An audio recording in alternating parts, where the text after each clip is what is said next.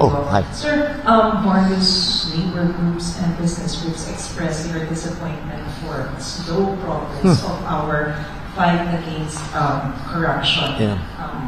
How satisfied are you with the performance of the ICI? And do you think we need the Independent People's Commission under the Senate Bill 1215 proposed by, I think it was Senator Tito Soto? All right. We have to remind people that we have now moved from the political arena to the legal one. And the legal arena has very strictly defined procedures. I get messages all day, every day. Ikulong mo na yan. Alam naman natin kung sino sila. Ikulong mo na. Kunin mo lahat ng pera nila. Pagbenta mo na yung mga bahay nila, ibalik sa ano. What would then I be accused of if we did that? Secondly, if basta-basta lang tayo nasasabi hindi maganda ebidensya, basta kasuhan mo na. Kung nanalo, kung maakwit, dahil hindi maganda ang pagkahanda ng kaso, technicality. Nagka-technicality. Can you imagine these people who have stolen billions from the government and from the people, nakawala dahil hindi maganda ang pagka-handle ng ebidensya? That would be much worse result. So, due process must be observed. We must make sure na alam naman talaga natin kung sino sila. Kaya tiyakin natin na makukulong talaga sila. At ang kanilang mga ninakaw ay ibalik sa gobyerno, ibalik sa tao. But just be yung nagmamadali, yung hindi maaari yan. Hindi, delikado tayo. Kaya natin sabihin ko sa pulis, dakipin nyo na yan. Basta ikulong nyo, bahala na. Anong mangyayari doon? Sira yung kaso natin, and you cannot charge them again. There is that principle of double jeopardy in the law. So, what is more important? That we just file cases. Basta sige lang. Remember, nobody has gone to court yet. There's no conviction yet. And the court, marami pang, what is the process? Pagka binigyan yung may complainant sa ombudsman, sa DOJ, may preliminary investigation pa. Magbubuo ng investigasyon. Kailangan matibay-tibay yung ebidensya. Kasi kung hindi matibay yung ebidensya, makakawala yung, maakwit yun. Kaya tiyakin natin na matibay yung ebidensya. Hindi madaling gawin yun. Dahil yung iba, hindi, yung mga witness, yung ating mga resource person, hindi nagsasabi ng totoo, may mga tinatago, etc., etc. Kailangan ma-extract yun sa kanila, yung informasyon na yun. Para gawing ebidensya, para madala sa kung saan man, sa sandigan, sa ombudsman, eto na yung kaso. At malalaman natin na tiyak na makita natin na yung talagang alam natin na gumawa ng katiwalian, na nagnakaw talaga sa gobyerno, ay magbabayad. And magbabayad they will pay for it with their liberty, and they will pay for it with treasure that they have taken away from government. I think it's more important that we get one chance at this. Isa lang ang chance natin. We cannot waste that opportunity to bring justice to those people, to bring those people to justice, and to bring justice to the Filipino people. So, do you want to get it done quickly, or do you want to get it done right? That's the choice that we have. So, I understand the frustration because we do have a very good idea about who these people are. But you have to take them to court. You have to present evidence. They have to be convicted. And as I'm sure anyone who has been involved in any kind of legal proceeding, we are all very frustrated, especially non-lawyers, are very frustrated by how long it takes.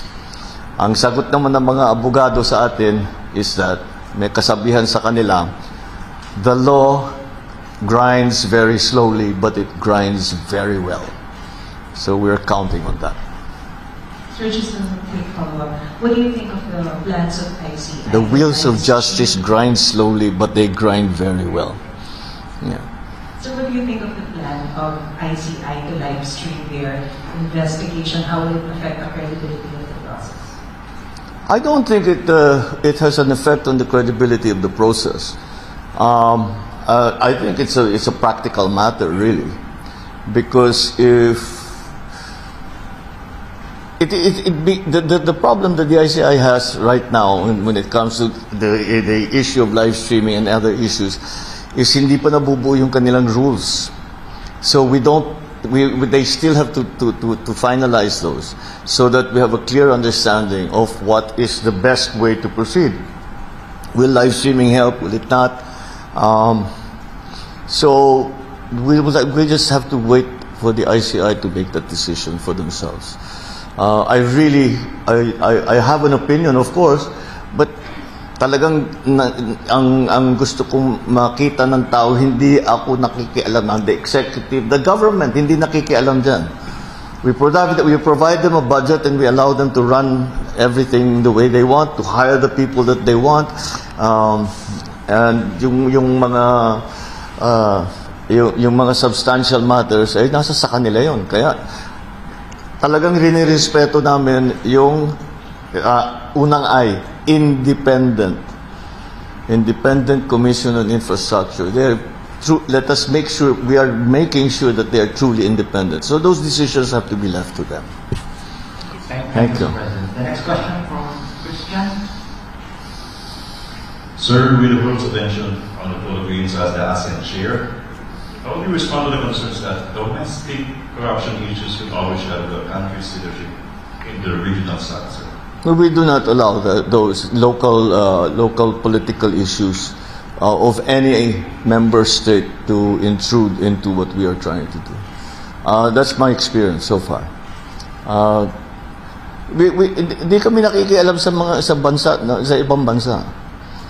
We talk about ASEAN, and whatever is happening in other other countries who belong to ASEAN, it doesn't really enter into our conversation. It does not make a difference to the directions that we would like to take, the initiatives that we would like to make.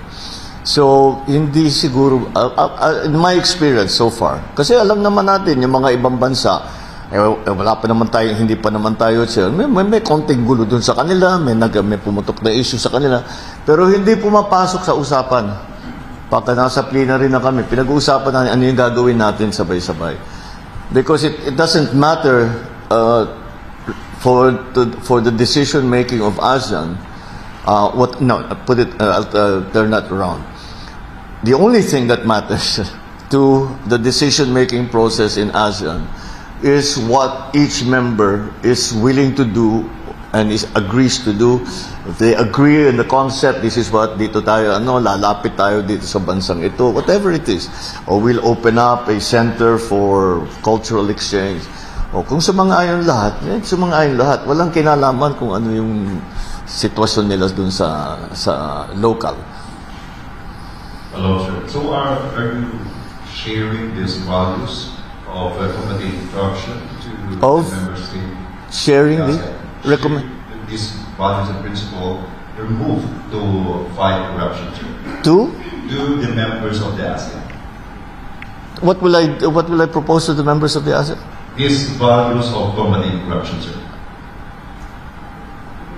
We all want to combat corruption. It's not. I'm not there.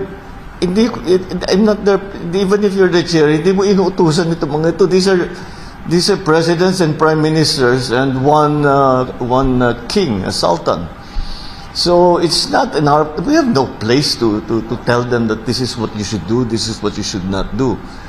Maybe the most you can say is that I believe ASEAN should head in this direction. Do you agree?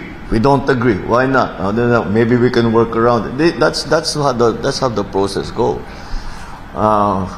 Can you imagine if we started telling them what to do? wala na, sira na yung buong, sira na yung buong proseso. Thank you, Mr. President.